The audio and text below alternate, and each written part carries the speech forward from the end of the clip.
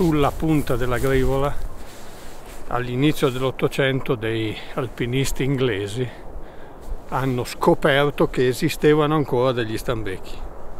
Questa notizia è poi trapelata negli ambienti della zoologia piemontese, che poi ha investito la corte di questa notizia e sono arrivate gli editti di protezione dello stambecco, le leggi e patenti che hanno iniziato la storia della conservazione di questa specie. Paradossalmente oggi il massiccio del Gran Paradiso e tutti i suoi ghiacciai sono quelli che a livello dell'arco alpino più risentono del riscaldamento globale. E quello che era forse l'habitat più favorevole un tempo potrebbe essere sempre meno favorevole per via di questo aumento rapido della temperatura.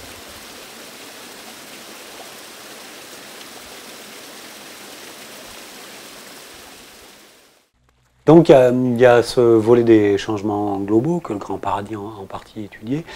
Mais si on se place à une large échelle comme on l'a fait dans l'Alcotras, il y a tout un panel de menaces supplémentaires qui peuvent peser sur une espèce qui se porte bien finalement, hein, comme le bouquetin aujourd'hui, et qui vont de choses qui sont plus liées à l'espèce, donc les maladies, donc la sensibilité aux maladies, ce qui peut être lié à la densité qu'on a sur certaines zones, la densité des animaux sur certaines zones.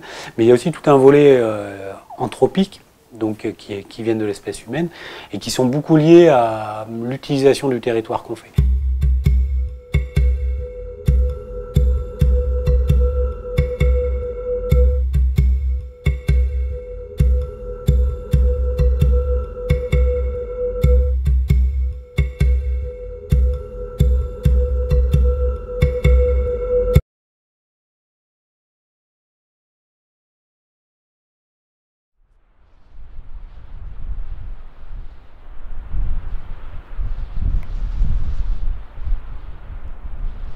Sur la population de Modane et un petit peu sur celle de Champagny.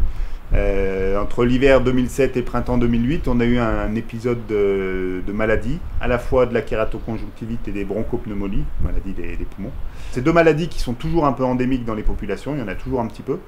Mais voilà, cette année-là, on a eu un pic de ces deux maladies de manière conjointe, avec des souches un peu différentes et peut-être un peu plus virulentes que d'habitude. Et donc, nous, on a observé une grosse mortalité, notamment sur la population de Maurienne, où on estime qu'on a perdu jusqu'à 40% de la population.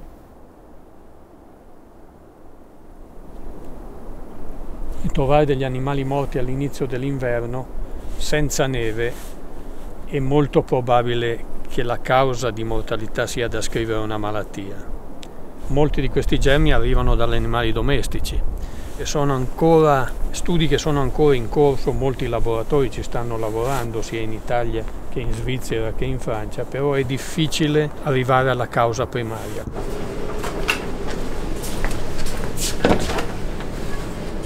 Noi abbiamo un pannello di malattie che andiamo a cercare nella fattispecie in questo importantissimo progetto Alcotras per capire se la ragione primaria della presenza di una malattia come la brucella, come la Yersinia, come la salmonella o come tutto quello che è il panel delle malattie che noi abbiamo scelto possa essere di primaria, secondaria o altra importanza su Capra ibex stambecco. Il Capra fisicamente è un polmone di stambecco. Uno stambecco che è arrivato qua in laboratorio per una necroscopia, quindi abbiamo fatto la necroscopia, perché insomma uno stambecco trovato morto sul territorio. Quindi facendo la necroscopia abbiamo osservato queste lesioni polmonari. Delle forme a decorso subacuto o addirittura cronico, l'animale praticamente ha quasi tutto il polmone compromesso e ovviamente poi non riesce a sopravvivere a una tale compromissione del polmone. Ed è una delle cause principali di mortalità in questi ultimi anni.